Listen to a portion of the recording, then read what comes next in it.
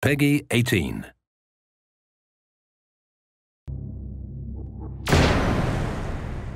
What's going on? I'm Zack Cooper, your Splinter Cell Community Developer, and what you are about to see is 10 years of spoilerific celebratory goodness. We asked you to hop in front of a camera and tell our stories in your words with your experiences, and you have done just that. Thank you to everyone who made a submission. We know it's not easy to hop in front of a camera and put yourself out there, but we thank you for doing so. We didn't promote this fact, but everyone who made it into this final community film will be getting a nice surprise from us here at Ubisoft Toronto. With that being said, enjoy the show.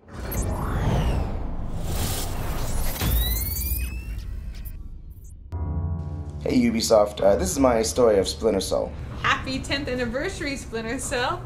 It's been a decade of some of the best stealth gameplay out there. No franchise has changed the way that I look at video games like the Splinter Cell franchise. Let me show you around my media room. I've been with Splinter Cell since the very first day of coverage, and I've loved every game in the series. They've each brought their own flavor, and I loved every one of them. Even have the Splinter Cell console there. I really love this standee as well. This is where it all began. Splinter Cell, stealth action redefined.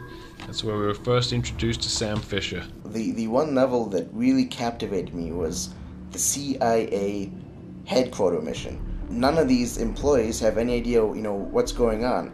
They have no idea that there's a mole inside the agency. They have no idea that there's terrorist activity inside the country. Here you are trying to prevent this war from happening. During the kinetic stage, coming out of the vent into this room, for the first time, I no longer felt like I was playing some character on the screen. Instead, it felt like I was the agent there in the room. I remember it being a very powerful feeling.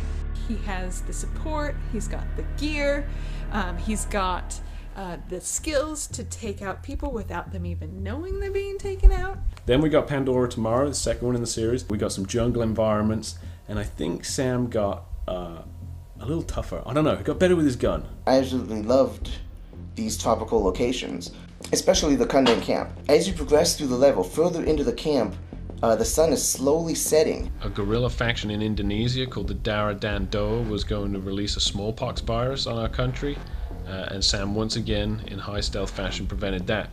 I started actually at Chaos Theory. Chaos Theory was my first one. It was the first ever co-op sneaking game. Widely considered as the king of deep stealth video games. The levels, the graphics.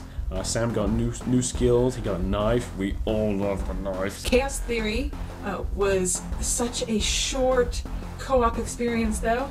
I so wanted to be in the gameplay more, but getting to lift my partner up onto a ledge, just grabbing his boot and giving him a push, was so fulfilling. It changed what I wanted from my games for forever. I mean, now I look for co-op.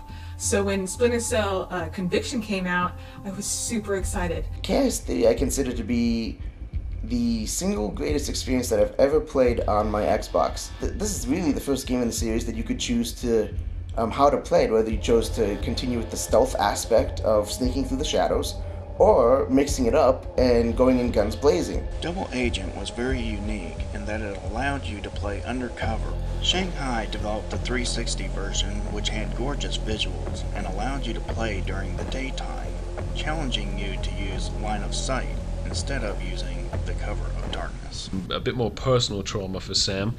Sarah Fisher dies at the start of Double Agent. He then also has to fulfill an undercover role in John Brown's army. Once again protect America from another weapon of mass destruction that JBA is procuring and going to disperse amongst its allies who want to use against the US. Sam prevents that. In doing so, has to kill Lambert and goes to a dark place, which is where we find him in Conviction. On the run, no longer a member of Echelon. He gets a hint from Grimm about Sarah's killer, tracks him down, finds out that Sarah's not dead, and in doing so also finds out that the new head of Echelon, Tom Reed, is planning a coup of the US presidency using 3 stolen EMPs.